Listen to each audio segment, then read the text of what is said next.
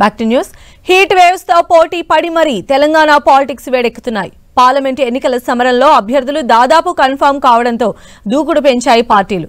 14 MP సీట్లు సాధించడమే target గా కాంగ్రెస్ నుంచి సీఎం రేవంత్ రెడ్డి అన్నీ తానై క్యాంపెయిన్ చేస్తున్నారు.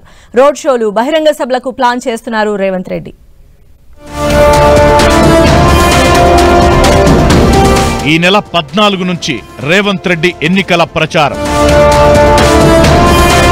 ప్రతి పార్లమెంటు పరిధిలో 3 బహిరంగ సభలకు ప్లాన్.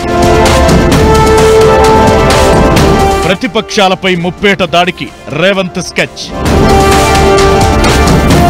పార్లమెంటు ఎన్నికల ప్రచారానికి రెడీ అయ్యారు సీఎం రేవంత్ రెడ్డి.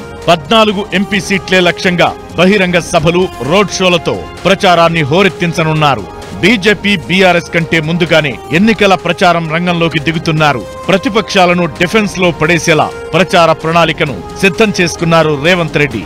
వచ్చే నెల 13న తెలంగాణలో లోక్సభ ఎన్నికల పోలింగ్ జరగనుంది. దీంతో ఈ నెల 14 నుంచి ఎన్నికల ప్రచారానికి తెరలేపనున్నారు సీఎం రేవంత్. ప్రతి లోక్సభ నియోజకవర్గ పరిధిలో 3కు తగ్గకుండా బహిరంగ సభలకు ప్లాన్ చేస్తున్నారు. పబ్లిక్ మీటింగ్లతో పాటు రోడ్ షోలు నిర్వహించేలా రోడ్ మ్యాప్ సిద్ధం చేశారు సీఎం రేవంత్.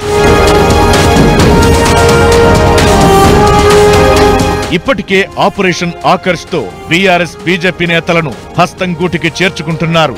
ఇంకా బీఆర్ఎస్ పార్టీలో కీలకంగా ఉన్న నేతలను లోక్సభ ఎన్నికల ప్రచారంలో చేర్చుకుంటారని ప్రచారం జరుగుతోంది.